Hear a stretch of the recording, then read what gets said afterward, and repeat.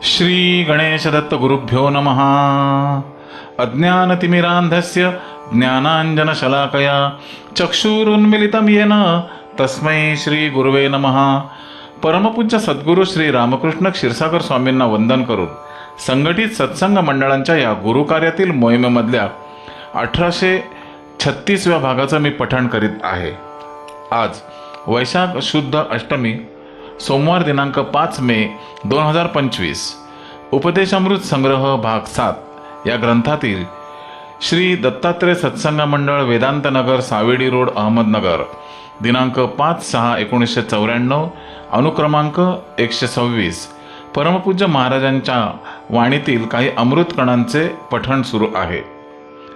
आपल्या प्रासादिक वाणीतून परमपूज्य सद्गुरू श्री रामकृष्ण क्षीरसागर स्वामी ऊर्जेविषयी चर्चा या प्रश्नाचा खुलासा करताना पुढे म्हणतात, भगवंताने मानवाच्या कल्याणासाठी व खाण्यासाठी तेल निर्माण केले आहे। तेलासाठी सृष्टीमध्ये करडी, शेंगा, सूर्यफूल या वस्तू निर्माण केल्या आहेत, ज्यातून फक्त तेलच निघते। त्याचा आणखीन काही इतर उपयोग केला जातो। तेल निघाल्यानंतर राहिलेल्या चोथ्यापासून पेंड निर्माण करतात। हे जनावरांना खाद्य म्हणून दिले जाते। डिझेल, पेट्रोल, ऑइल, रॉकेल, डांबर हे सर्व पृथ्वीच्या पोटातून निघणाऱ्या एकाच वस्तूपासून बनतात। ह्या वस्तूंची जसजशी शुद्धता वाढेल तसे त्यापासून ऑइल, रॉकेल, डिझेल व पेट्रोल अशा क्रमाने बनते। अतिशुद्ध पेट्रोल आकाशात झेपावणाऱ्या विमानात वापरले जाते। कुठलेही तेल हे ज्वालाग्राही बनत जाते। करडी व शेंगांच्या तेलानेही ज्योत तेवते। पूर्वी व आताही रात्री प्रकाश करण्यासाठी तेलाची ज्योत लावण्याची पद्धत आहे। गोदावरीच्या पाण्यात तेलाचा तवंग लवकर येतो, म्हणजे ह्या पाण्यात तेल आहे हे निश्चित। त्याशिवाय पाण्यात तवंग येईल कसा? इतर नदीच्या पाण्यात तवंग लवकर येत नाही। मातीला विशिष्ट प्रकारचा वास आहे। पाऊस पडल्यानंतर हा विशेष जाणवतो। मातीत भरपूर शक्ती आहे। मातीला हलकी समजू नका। माती तयार कशी होते ह्याची तुम्हाला माहिती नाही। आता तुम्हाला शेतामध्ये किंवा जमिनीवर जी माती दिसते ती तशी बनण्याची प्रक्रिया शेकडो वर्षांपूर्वी सुरुवात झाली होती। नैसर्गिकरित्याच दगडावर दगड आपटून त्याचे लहान लहान तुकडे होत गेले। यावर ऊन, वारा, पाऊस या सर्वांच्या त्यावर प्रक्रिया होत गेल्या व शेवटी तिला मातीचे स्वरूप मिळाले। ह्या मातीमध्ये पुष्कळ उत्पादकता आहे। कोणतेही बी त्यामध्ये टाकले व त्याला वेळेवर पाणी मिळाले तर ते उगवते, त्यातून मोठा वृक्ष तयार होतो। झाडाची पाने नेहमी हिरवी असतात, परंतु जर एखाद्या झाडाची पाने रंगाने पिवळी असतील तर ती पिवळी का आहेत ह्याचा कोणी शोध घेतला का? जमिनीखाली ज्या मुळ्या पाणी शोषून घेतात त्यांचा सुवर्णाशी संबंध आला म्हणून ही पाने पिवळी झाली।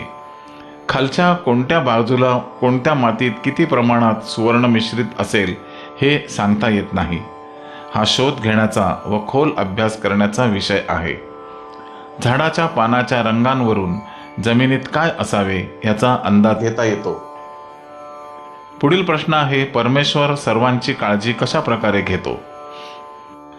परमपूज्य महाराजांनी खुलासा केला की परमेश्वरांनी ही सृष्टी, पशु पक्षी हे सर्व मानवाच्या कल्याणासाठी निर्माण केलेले आहेत। एवढे सर्व करून त्यांच्या पालन पोषणाची जबाबदारी मानवावर टाकलेली नाही, ती स्वतःच घेतलेली आहे। वाळवंटामध्ये खायला काय असते? तसं म्हटलं तर काहीही नसते, परंतु वाळवंटामध्ये साप व विंचूची वस्ती फार मोठ्या प्रमाणात असते। यांना मुद्दामहून मानव वस्तीपासून दूर ठेवले आहे। तसे म्हटले तर साप व विंचवाला अन्नाची गरज फार कमी लागते। अन्न व पाण्याशिवाय तो आरामाने काही दिवस काढू शकतो। गरज पडली तर साप सापाला खातो। सर्पिण जेव्हा विते तेव्हा ती 8-10 पिल्लांना जन्म देते। गरज पडली तर ही पिल्लेही साप खातो। ही संख्या जास्त वाढू द्यायची नाही व एकदा उत्पत्ती झाल्यानंतर ती थांबवता येत नाही, म्हणून निसर्गानेच ही व्यवस्था केलेली आहे। दुसरे म्हणजे पाण्यातील मोठे मासे लहान माशाला खातात, मोठे मजेत राहतात. कासवीण किनाऱ्याजवळ येऊन भुसभुशीत मातीत किंवा दगडाखाली अंडी टाकते. उष्णतेने अंडी उबवली गेल्यानंतर त्यातून पिल्ले बाहेर पडतात व भरतीचे पाणी परत जाताना ही पिल्ले स्वतंत्र जीवन जगायला पाण्यात शिरतात. ताबडतोब पोहायला लागतात व लहान जीव शोधून त्यावर जगतात. निसर्गानेच जीवो जीवस्य जीवनम ही पद्धत अस्तित्वात आणलेली आहे. जे मांसाहारी प्राणी आहेत, उदाहरणार्थ वाघ, सिंह वगैरे, त्यांच्या बाबतीत अशीच व्यवस्था केलेली आहे. त्यांची संख्या अशा रीतीने नियंत्रित केलेली आहे. बर्फाच्छादित प्रदेशात काही प्राणी राहतात. त्यांचीही राहण्याची व जीवन निर्वाहाची व्यवस्था निसर्गाने केलेली आहे. त्या भागात अतिशय थंडी पडते. थंडीपासून रक्षण करण्याकरिता हे प्राणी केसाळ बनवले आहेत. काही प्राणी पक्षी चुकून बर्फाळ प्रदेशात जातात. अतिथंडीमुळे त्या भागात बर्फ पडते. ते गारटतात व मरतात व बर्फात गाडले जातात. अतिथंडीमुळे ते सडत नाही व खराब होत नाही, चांगल्या स्थितीत राहतात. काही वेळा बर्फाच्छादित पहाडांवर माणसंही मरतात व गाडली जातात. ह्या केसाळ प्राण्यांना या सर्वांचा वास येतो. त्या ठिकाणी येऊन बर्फातून उकरून काढतात व खातात.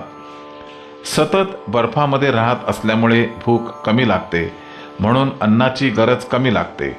अन्न कमी म्हणून विषय वासना कमी, म्हणून उत्पत्ती कमी होते.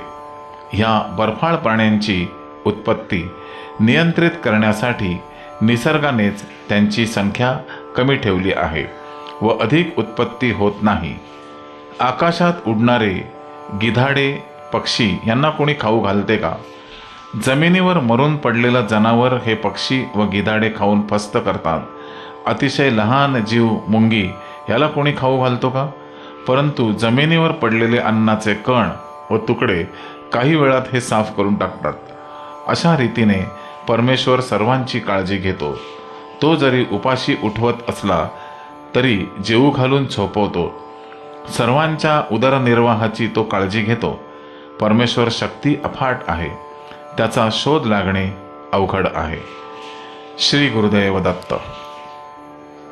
गुरुबंधू आणि भगिनींनो, दिनांक 26 एप्रिल 2020 अक्षय तृतीयेच्या मुहूर्तावर सुरू झालेले हे आशीर्वाद पठण गेली 5 वर्षे अव्याहतपणे व दररोज सकाळी 6 वाजता असे अनेक भागात प्रसृत झालेले आहे. नुकत्याच झालेल्या अक्षय तृतीयेला या उपक्रमाने 6व्या वर्षात पदार्पण केले आहे. या सर्व भागांचे पुनःश्रवण करायचे असल्यास हे सर्व भाग आमचे यूट्यूब चॅनल गुरुवाणी यावर उपलब्ध आहेत. मार्गदर्शन गुरुरायांचे असे टाईप केल्यास 1 ते 1836 या भागांपैकी कोणत्याही भागाचे पुनःश्रवण आपण करू शकता. श्री गुरुदेव दत्त. आजचे हे आशीर्वाद पठण परमपूज्य सद्गुरूंच्या चरणी सादर अर्पण. या पुढील भागासाठी पुन्हा भेटूया उद्या सकाळी 6 वाजता. श्री गुरुदेव दत्त.